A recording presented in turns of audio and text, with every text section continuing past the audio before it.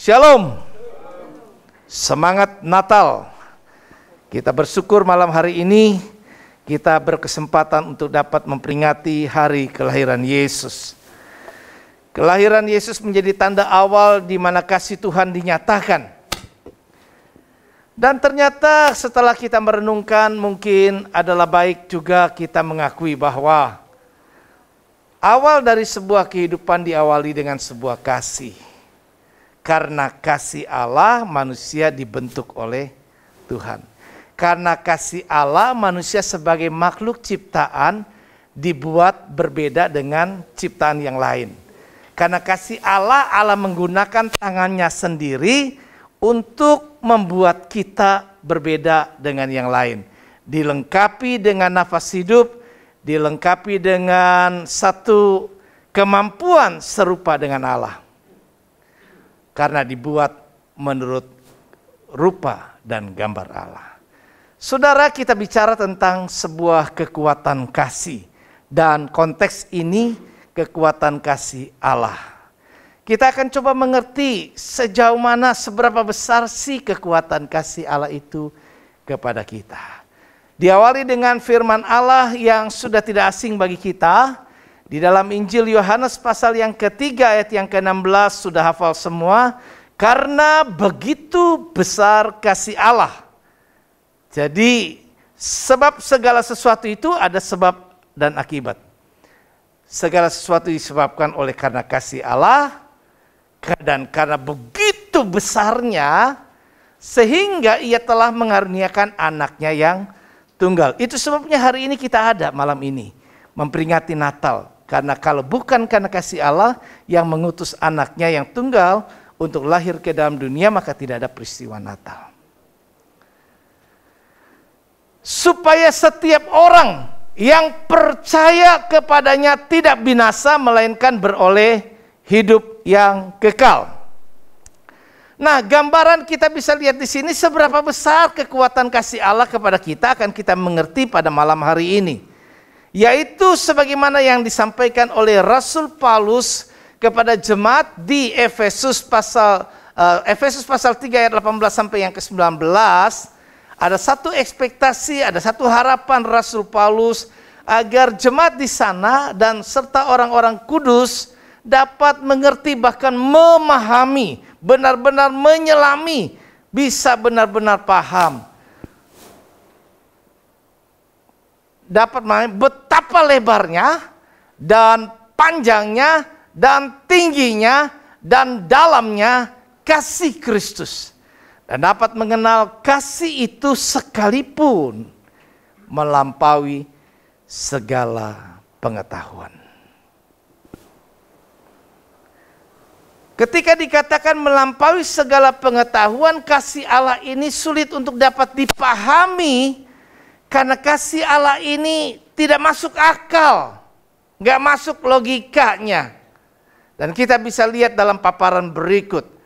Bagaimana gambaran kasih Allah ini. Lebarnya menjangkau bangsa-bangsa dan semua lapisan masyarakat. Sehingga Tuhan tidak pernah membedakan muka, tidak pernah membedakan ras, tidak pernah membedakan dari mana kita. Bagaimana status sosial kita. Enggak peduli. Manusia seringkali suka memperlakukan orang lain itu berbeda-beda. Dan cenderung tentunya kepada orang-orang yang memiliki ekonomi ataupun status sosial yang lebih baik, maka kita memberikan satu perlakuan istimewa. Tetapi kepada yang tidak, maka kita berlaku berbeda. Itu manusia. Tapi Allah dikatakan tidak memandang muka. Dia tidak membedakan siapapun kita, sebagai makhluk yang sama diciptakan oleh Allah, oleh tangannya, sama seperti seorang ibu.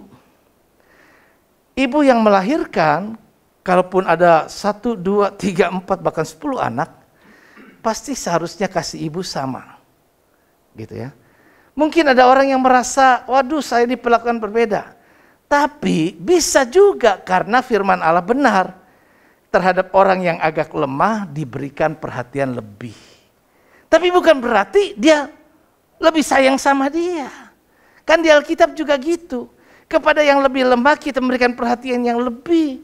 Sebagai satu kesatuan tubuh Kristus. Jadi kasih Tuhan selalu sama, lebarnya menjangkau segala bangsa. Kemudian panjangnya tidak terbatas, tidak dapat diukur. Berapa panjangnya? Tidak berkesudahan. Kasih Tuhan tidak berlaku hanya hari ini, atau dengan persyaratan tertentu berlaku untuk sekian. Kita bisa lihat di dunia ini semakin edan. Kenapa? Sekarang kawin aja pakai kontrak. Ya kan? Kontrak untuk sekian jangka waktu. Dan bisa selesai setelah itu. Kok bisa ya? Gitu loh. Jadi jalanin kehidupan ini berdua ini seperti apa? Tanpa ada rasa berarti kan? Gitu. Tapi Tuhan itu enggak begitu dengan kita. Dia perlakukan kita begitu luar biasa dengan penuh kasih yang tanpa batasnya. Tidak pernah berkesudahan. Tidak ada kadaluarsanya. Tidak ada kadaluarsanya. Makanan punya kadaluarsa. Obat-obatan punya kadaluarsa. Segala yang masuk ke dalam tubuh kita itu dibatasi dengan waktu.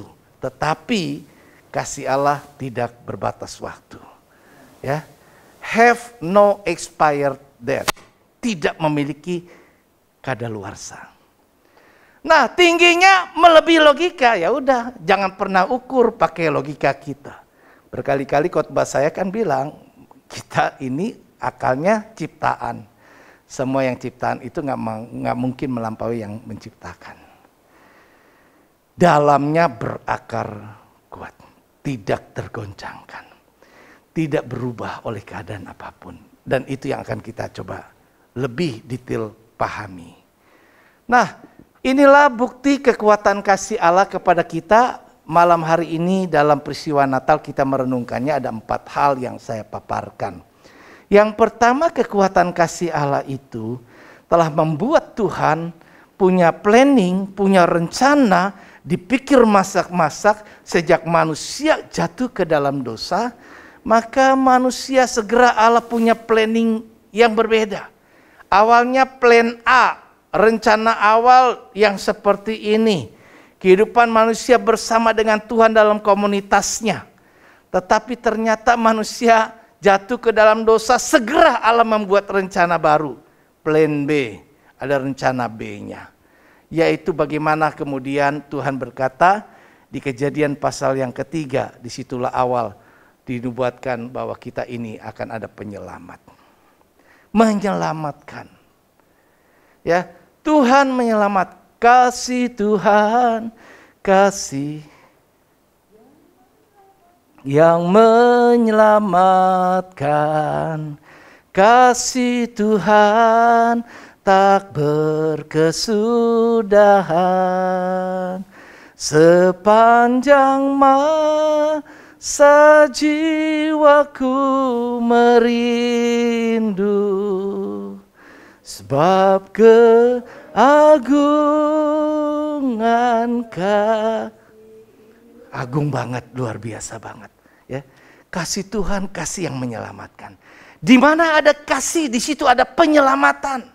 Di mana ada kasih, di situ ada usaha-usaha untuk bisa membuat orang tidak hancur dalam hidup saya dan hidup saudara. Ya, Tuhan menyelamatkan manusia dari sebuah potensi ancaman, yaitu kehancuran atau kebinasaan akibat dosa.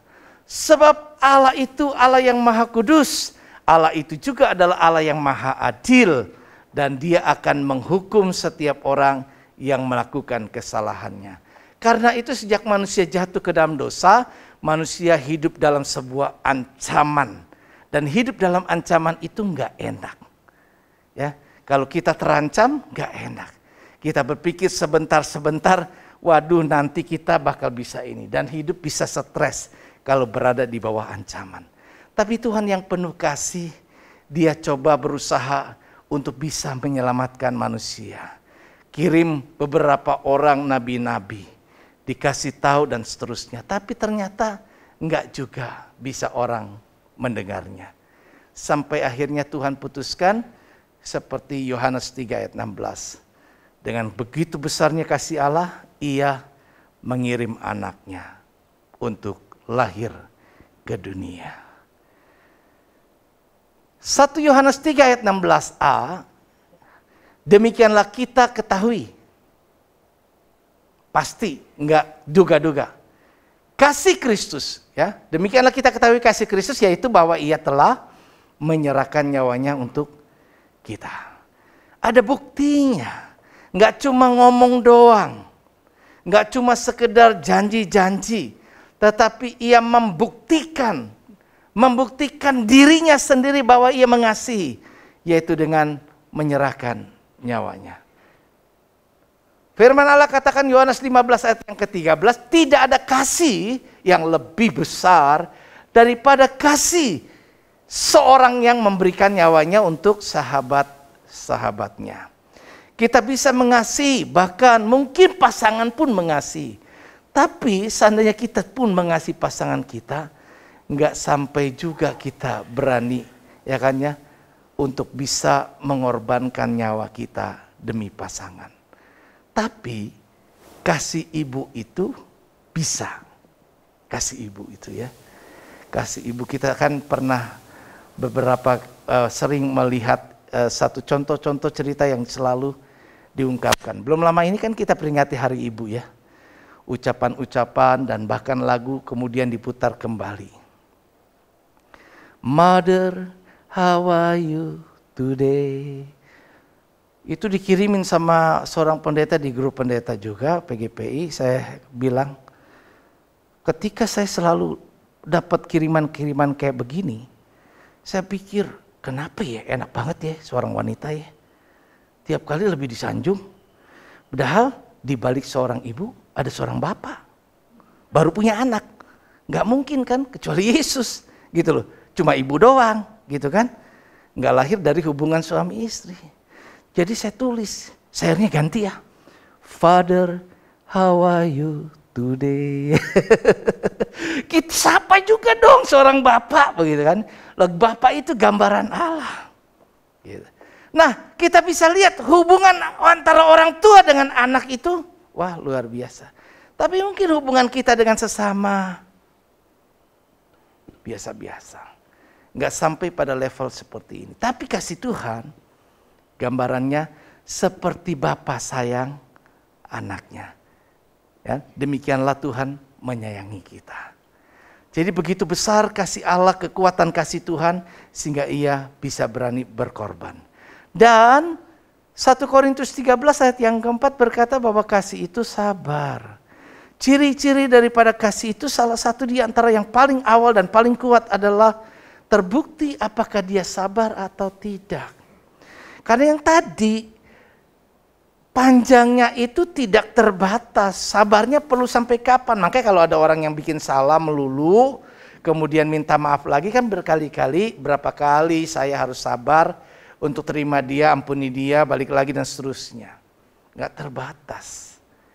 Karena itu firman Allah juga katakan, karena Tuhan itu sabar, maka kalaupun ada orang-orang dia nggak pengaruh. Orang-orang mengejek begini-gini gitu.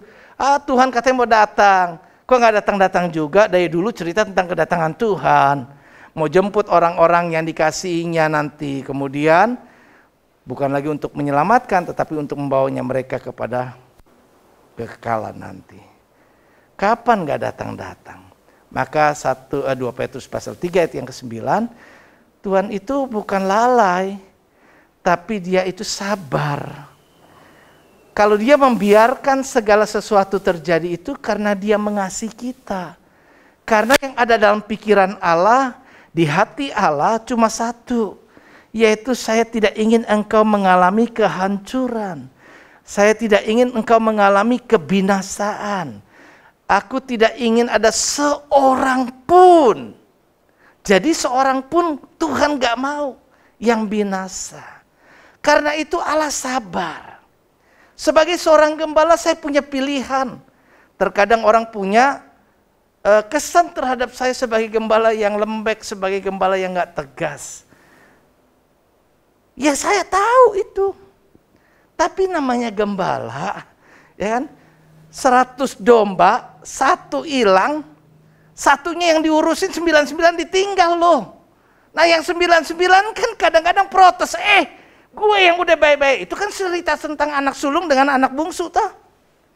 Bapak, begitu dia pulang, diadain pesta. Aku yang sudah kerja mati-matian sama bapak. Nggak pernah diperlakukan seperti itu. Tapi kasih seorang bapak. Nggak gitu. Poinnya bukan saya membeda-bedakan. Tapi saya ini benar-benar mengasihi semuanya. Begitu kata Tuhan. Jadi seperti itulah ya. Dia sabar tidak menghendaki seorang pun binasa. Dan kalau kita memiliki kasih alam, nggak beda deh, nggak beda. Kita akan juga bisa merasakan itu. Kita nggak akan senang di atas orang yang akan binasa. Tapi kita akan terpukul. Sedih. Aduh gimana ya. Jadi kita terpanggil untuk bisa juga menjadi tangan perpanjangan Tuhan. Untuk menjadi lilin-lilin yang bernyala. Untuk membawa terang kepada orang. Menuntun kepada kebenaran agar bisa kembali kepada Allah. Karena kita bisa lihat di sini akibat dosa, kerusakannya cukup fatal. Kerusakannya adalah hubungan. Hubungan manusia dengan Allah menjadi rusak. Engkau sudah menyakiti hati Allah. Sudah melakukan dosa. Dan karena itu manusia harus berpisah dari Allah. Awalnya Allah senang. Di mana aku ada, kamu ada. Tapi sekarang kamu harus berpisah dari aku. Kamu gak mungkin lagi berada di Taman Eden ini. Engkau harus dibuang, dilempar. Gak bisa tinggal dalam komunitasku yang kudus. Manusia kehilangan kemuliaan Allah. Akibat dari dosa. Dan akibat dari dosa adalah upahnya maut, kebinasaan. Tapi kasih Allah tadi tanpa batas. Tanpa syarat. Dia tidak ingin engkau dan saya kemudian menjadi binasa. Maka yang harus dilakukan adalah perbaikan hubungan dengan Allah. Berdamai dengan Allah. Tadinya bermusuhan dengan Allah. Yuk kita berdamai. Itu yang Allah inginkan. Jadi Natal itu membawa damai. Amin. Natal itu bawa damai. Bawa sukacita. Bawa pemulihan. Lagu tadi udah nyanyi. Tuhan pulihkan kita. Tuhan pulihkan hubungan kita. Karena memang di hati Tuhan. Kenapa Dia ciptakan manusia berbeda dari binatang, berbeda dari tumbuhan, maupun ciptaan-ciptaan lainnya. Karena Dia memang menghendaki bahwa manusia ada dan berada komunitas dengan Tuhan. Karena itu Dia buat serupa dan segambar dengan Allah. Nah, kita bisa lihat di sini dari gambarnya manusia mengalami sebuah ancaman kehidupan neraka. Ya. Ada jarak yang memisahkan antara keberadaan manusia dengan Allah dan hidup yang kekal. Kemudian kita bisa lihat berikutnya gambar yang kedua. Jadi kalau di sini ada keterpisahan maka dibutuhkan jembatan yang menghubungi. Hubungan-hubungan yang rusak ada jembatan yang menghubungi. Nah, jembatan itu adalah pribadi Yesus. Yesus mengorbankan dirinya menjadi jembatan yang diinjak-injak orang untuk bisa menyeberang. Siapa sih yang rela pasang badan mau diinjak-injak demi menyelamatkan yang lain? Namanya jembatan kan diinjak. Ya toh? Betul nggak? Jembatan itu kan diinjak. Ini dibuat ada kain. Saya pikir kain kalau sebelum Natal nanti kemudian diinjak-injak udah kotor dulu. Jadi saya tatakin itu. Walaupun kelihatannya nggak enak kan, jelek, bagusnya nggak ada begituan. Tapi demi gitu loh. Artinya demi itu artinya kita nggak cuma berpikir soal keindahan. Ada sesuatu yang ini dikorbankan. Itu diinjak. Kan Yesus juga dalam hidupnya begitu. Ya, diperlakukannya yang namanya kasih. Kadang-kadang orang suka bilang, gua kasih hati, lu minta amplop. Begitu kan ya. Kadang-kadang kita, Tuhan itu baik, kita kadang-kadang suka tidak mensyukuri, cukup mensyukuri kepada Dia. Gitu loh. Tuhan sabar, kita kemudian biasa-biasa aja begitu. Tapi kalau Tuhan sampai marah baru kita minta ampun, minta ini. Ya seperti itulah sifat manusia. Gitu. Tapi Tuhan itu baik, gitu kan? Tuhan itu baik, Dia sabar dengan kita dan Dia mau bantu kita sekalian untuk memperbaiki hubungan dengan Tuhan. Ya, Amsal 10 ayat yang ke berapa itu? 12 ya. Kebencian menimbulkan pertengkaran.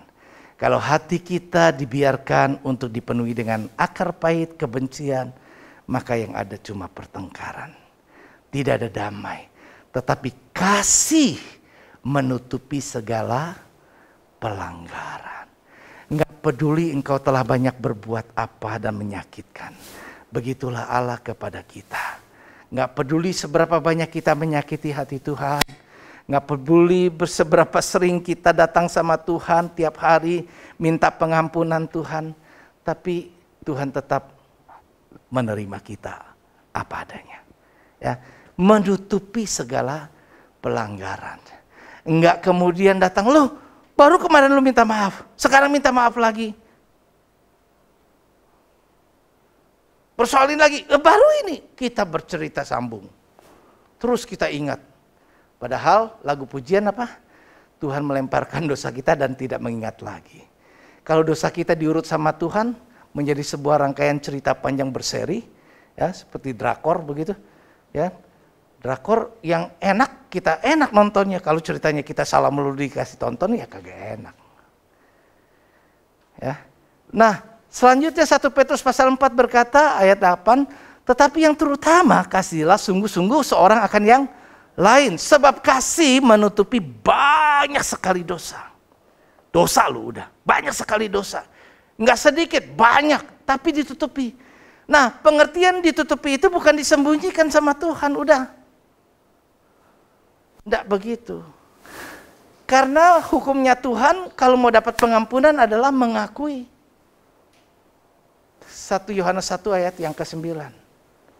Jika kita mengaku dosa kita, maka Ia setia dan adil. Maka Ia akan mengampuni segala dosa kita, kesalahan kita, dan menjauhkan kita dari segala kejahatan. Ayat hafalan. Jadi mengakui. Tapi manusia seringkali sulit mengakui. Sesama kita aja salah, kadang kita enggan untuk berani mengakui. Kita merasa selalu diri benar dan berusaha membela diri benar. Sifat yang seperti ini tidak perlu dipertahankan. Tapi mari kita rendah hati. Saya selalu berusaha untuk minta maaf jika saya ada salah. Kenapa? Ya kita akui bahwa kita ini nggak sempurna.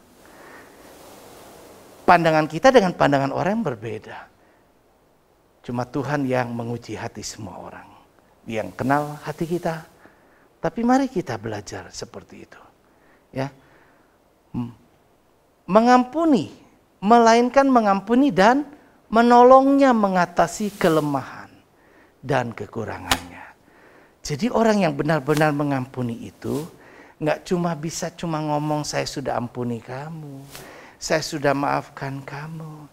Tapi orang yang sudah diampuni itu diterima balik sama Tuhan. Itu kan kita sama Tuhan tadi kan. Ya. Jadi misi Tuhan menyelamatkan saya dan saudara itu langkah pertama perbaikan hubungan dulu. Tuhan ampuni dosa-dosa kita. Dan Tuhan terima balik kembali kita apa adanya dengan segala kesalahan yang tadi. Ya. Dan Tuhan menolong kita agar tidak jatuh kembali di lubang yang sama. Tuhan tahu manusia lemah. Setelah manusia jatuh ke dalam dosa, kita butuh Tuhan. Ya, kita butuh Tuhan. Setiap hari kita nyanyi bahwa aku perlu Tuhan. Kita tidak bisa berjalan sendiri. Nah, karena itu Tuhan bersedia untuk memegang tangan kita. Yang kedua, bukti kasih Tuhan itu, kekuatan kasih Tuhan itu adalah Tuhan mengosongkan dirinya dari apa? Keberadaan keilahiannya. Tuhan itu ilahi. Dia mengosongkan keilahiannya dan mengambil rupa seorang hamba, bukan raja. Dia raja yang kekal dalam tahta kemuliaan surgawi dengan segala kenyamanannya, tapi dia memilih menjadi seorang hamba. Kenapa seorang hamba? Jika dia memilih menjadi seorang raja, hanya kalangan tertentu yang dapat menjumpai dia. Betul nggak? Kita ketemu sama orang yang bangsawan, kan nggak semua orang bisa. Puji Tuhan sejarah Indonesia, ada orang-orang rakyat Indonesia akhirnya bisa ke istana kan, zaman masa siapa presidennya? Yang di istana itu? Gus. Betul nggak? Pernah lihat kan? Saya pernah lihat tuh di TV. Gus Dur, ya. Terima, bahkan saya pernah, kalau nggak salah, saya ingat tuh, kalau nggak salah, ya kan? Dengan celana sederhana, pendek, mungkin apa gitu kan. Terima di depan tuh istana. Orang-orang yang rakyat biasa. Tapi Yesus memilih seperti itu karena yang tadi, supaya semua orang bisa datang kepada Dia. Ya. Filipi pasal 2 ayat 7 berkata, melainkan telah mengosongkan dirinya sendiri dan mengambil rupa seorang hamba dan menjadi sama dengan manusia. Kita bisa lihat di sini kekuatan kasih Allah menggerakkan Yesus rela meninggalkan segala kenyamanan dan kemuliaan sorga untuk mengambil rupa seorang manusia. Nah, menjadi manusia enggak jadi manusia yang biasa, tapi menjadi manusia yang dia pilih juga rela dengan terima sekalipun dia lahir atau terlahirkan di sebuah kandang ternak. Kenapa bisa seperti itu? Karena ulah manusia juga. Ketika Maria Yusuf berusaha untuk mendapatkan tempat yang layak untuk melahirkan buat Maria, tapi semua pintu penginapan tertutup baginya. Orang-orang lebih memikirkan keuntungan ekonomi. Siapa yang berani bayar harga kamar lebih mahal, dia dapat penginapan. Karena waktu itu peak season. Ya, peak season itu harga naik. Ya, ada sensus begitu. Yang ini ya akhirnya nggak dapat jatah. Kemudian waktunya udah nggak tahan lagi untuk melahirkan. Jadi dia pilih tempat yang mana bisa aja. Dan ternyata ada sebuah kandang. Disitulah ia dilahirkan. Kemudian gak ada tempat yang empuk di atas jerami. Dan gak ada juga kemudian kasur yang empuk untuk dibaringkan. Cuma tempat palungan makanan ternak. Kita lihat dari kemuliaan, dari kenyamanan yang begitu luar. Sampai segitu hinanya. Yesus masih mau. Kalau bukan karena cinta. Tadi lagu pujian. Majelis sampaikan. Karena cinta. Karena kekuatan kasih. Yang memungkinkan hal ini bisa terjadi. Nah, kalau kita memiliki kekuatan kasih Allah seperti ini. Maka kita pun akan bisa melakukan yang gak masuk akal seperti Allah. Kita nggak mempertahankan cuma kenyamanan hidup kita. Nggak cuma sesuatu yang cuma buat diri kita. Kalau seperti itu, maka peristiwa Natal ini tidak kita peringati. Kita bisa lihat di sini, mengosongkan diri berarti merelakan diri melepaskan hak. Setiap kita seringkali menuntut, saya punya hak loh, saya punya hak ini loh, dan seterusnya.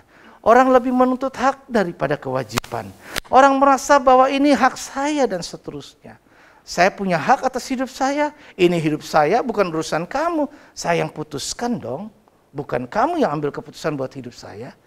Yesus pun sama. Yesus juga punya hak kok. Jangan dikira siapa Yesus. Yesus itu Allah. Dia bertata dalam kerajaan surga. Dia punya hak untuk mempertahankan. Tapi Yesus tidak berusaha mempertahankan posisinya di surga dengan segala kenyamanan dan kehormatan kemuliaannya. Dia memilih untuk melepaskan hak untuk mengambil keputusan dan kehendaknya sendiri agar bisa mengikuti kehendak dan putusan Allah Bapa. Bapa menghendaki Hai anakku yang tunggal, engkau kuutus ke dunia, selamatkanlah mereka. Maka Yesus lakukan itu. Dan pada puncaknya kita lihat dalam pergumulan hidup Yesus di dunia di Taman Getsemani. Kalau boleh Bapa, lalukan cawan ini, karena aku tahu sebentar lagi aku akan menderita, mati disalibkan. Tetapi bukan lagi kehendakku, tapi kehendak-Mu yang jadi. Sekali lagi hanya bisa dikerjakan oleh orang yang memiliki kekuatan kasih seperti Allah. Yang ketiga, bukti kekuatan kasih Allah itu membuat Tuhan mengangkat derajat nilai diri manusia dan memperlakukannya begitu berharga dan mulia. Yesaya 43 ayat 4 bagian A, oleh karena engkau berharga di mataku dan mulia, dan aku ini mengasihi engkau. Kasih Tuhan akan mengangkat derajat kehidupan kita lebih tinggi. Dari menjadi pribadi yang sebenarnya terbuang. Kadang ada anak yang gak dikasih dan merasa gak dikasih. Kenapa? Kehadiran di dunia itu tidak diinginkan oleh orang tua. Entah mungkin ini anak haram, anak selingkuhan, kemudian merasa dirinya tertolak. Hidup manusia sebenarnya sudah tertolak. Buktinya dia sudah diusir dari komunitas Allah di Taman Eden. Tapi kasih Allah yang besar itu menggerakkan dia untuk berinisiatif mencari saya dan saudara. Ini luar biasa. Kadang manusia itu pasif, cuma responnya begini. Kalau kamu baik sama saya baik. Itu biasa. Semua akan lakukan sama. Kamu buat baik, saya bisa lebih baik dari kamu. Itu biasa. Tapi yang gak biasa dan rasanya janggal adalah ketika dia tidak baik, saya bisa baik. Bahkan jauh lebih baik daripada itu. Ketika engkau tidak pernah cari saya, ketika engkau tidak pernah tegur saya, ketika engkau tidak pernah datang berdoa kepada saya, aku datang menghampirimu. Ini luar biasa, inisiatif. Allah berinisiatif. Kasih itu ada inisiatif, kasih itu tidak pasif. Tidak cuma sekedar menerima. Kasih itu memberi. Bahkan terlebih suka memberi daripada menerima. Itu kasih. Ya. Allah mengangkat derajat nilai diri manusia dari terbuang karena dosa menjadi sangat dikasihi dan berharga, bahkan mulia di matanya. Kita ditaruh seperti biji mata Tuhan. Dijaga, dilindungi. Luar biasa. Dia merelakan anaknya yang tunggal untuk turun ke dunia dan bersedia lahir di kandang domba. Roma pasal yang ke-8 ayat 32 itu mengatakan, ia yang tidak menyayangkan anaknya, kalau tidak salah gitu ya bunyinya. Dan mereka, 32. Ia yang tidak menyayangkan anaknya sendiri, tetapi yang menyerahkan bagi kita, yang menyerahkannya bagi kita semua. Bagaimanakah mungkin ia tidak mengaruniakan segala sesuatu kepada kita bersama-sama dengan dia. Jadi kalau dia sampai benar-benar mau aja lakukan sebuah itu, wah luar biasa. Jadi semua yang lain gampang lah. Tuhan pasti akan lakukan the best, yang terbaik buat kita semua. Karena orang yang mengasihi pasti akan memberikan yang terbaik. Saya tidak pernah lupa dengan sebuah tema ketika saya hadiri KKN, masih ingat konferensi Kongres Nasional Pemuda dan Anak pada waktu itu ketika saya masih remaja. Ya. Di tahun 1980 saya hadiri, temanya adalah yang terbaik bagi yang tertinggi. Jadi memberikan yang terbaik bagi yang tertinggi. Dan Tuhan yang tertinggi memberikan kita yang terbaik. Luar biasa. Diangkatnya. Ia yang kaya dijadikannya miskin supaya kita bisa menjadi kaya. Luar biasa. Begitu pengorbanan Tuhan, karena kasih Tuhan tidak pakai perhitungan. Kita diangkat. Dan kalau bukan karena kita ini berharga, gak mungkin dia tinggalkan sorga. Nilai kita lebih berharga dari sorga. Sehingga dia rela tinggalkan sorga karena ada yang lebih berharga dari sorga. Yaitu saya dan saudara. Jadi kalau hidup kita dirusak oleh diri kita sendiri, kita sangat mengkhianati Tuhan. Karena Tuhan sendiri yang menciptakan kita, memperlakukan kita begitu berharga. Karena itu yuk mari kita buat diri kita bernilai, bermanfaat. Tidak menjadi orang-orang yang biasa-biasa. Tapi benar-benar kita merasa saya ini punya nilai loh. Kita ini bukan cuma emas, tapi berlian. Bahkan lebih daripada itu.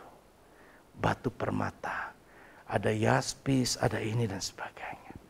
Saudara, betapa berharga kita di hadapan Tuhan. Dan kita patut mensyukuri keberadaan kita itu atas perlakuan Tuhan atas hidup kita. Ya, seperti Bapa cari anak yang hilang, seperti gembala cari domba yang hilang, seperti perempuan yang cari dirham yang hilang. Semua itu memberikan sebuah gambaran tentang kekuatan kasih yang membuat kita, kalau ada manusia yang bertobat berbalik kepada Tuhan, maka malaikat itu seluruhnya kompak pesta di sorga. Ya, bersorak-sorai malaikat di surga cuma gara-gara satu. Dan saya nggak pernah lupa tentang cerita orang yang gila di Gerasa. Ya, udah nggak berguna, terbuang dari keluarga. Nggak ada keluarga yang mengunjunginya, nggak ada teman yang mengunjunginya. Tapi Yesus datang bukan kebetulan. Yesus datang menghampiri orang ini dan dia memulihkan keadaan orang itu. Dia angkat, dia muliakan. Luar biasa. Kita yang terbuang, Tuhan angkat mulia. Jadi sepatutnya kita benar-benar jangan pernah tinggalkan Tuhan. Amin. Karena dia terlalu mengasihi kita. Yang terakhir, Tuhan mengasihi kita dengan kasih yang kekal dan tanpa syarat. Tadi saya katakan bahwa kasih Tuhan tidak berbatas waktu. Kasihnya kekal, ya. Ratapan 3 ayat 22, ratapan 3 ayat yang ke-22, tak berkesudahan kasih setia Tuhan, tak habis-habisnya rahmatnya. Enggak pernah habis, tidak pernah berkesudahan, bahkan selalu baru, enggak basi. Enggak yang kemarin kasihnya, enggak seperti yang dulu. Kadang kita bilang sama teman kita, kok lu enggak sayang gue seperti dulu? Rujukan kita udah basi yang dulu, begitu. Tapi kasih Tuhan gak pernah. Kalaupun aku mengasihi hari ini, kasihku baru. Dan lebih baik daripada kemarin. Terus menerus, konsisten, dan seterusnya. Kasih Tuhan selalu baru. Baru setiap hari, baru setiap pagi. Besar setiamu. Saudara, kita bisa lihat bahwa Allah punya kasih adalah kasih yang kekal. Tidak berubah. Tadi kan, dia dalamnya itu membuat berakar tidak tergoncangkan oleh apapun juga. Oleh sikon, situasi, kondisi apapun tidak membuat Tuhan berubah kasihnya kepada kita. Siapapun kita dengan segala keberadaan kita hari ini, Tuhan mengasihi kita begitu luar biasa. Ya. Yeremia 31 ayat 3. Aku mengasihi engkau dengan kasih yang kekal, karena itu aku melanjutkan kasihku kepadamu. Tuhan terus mengasihi kita.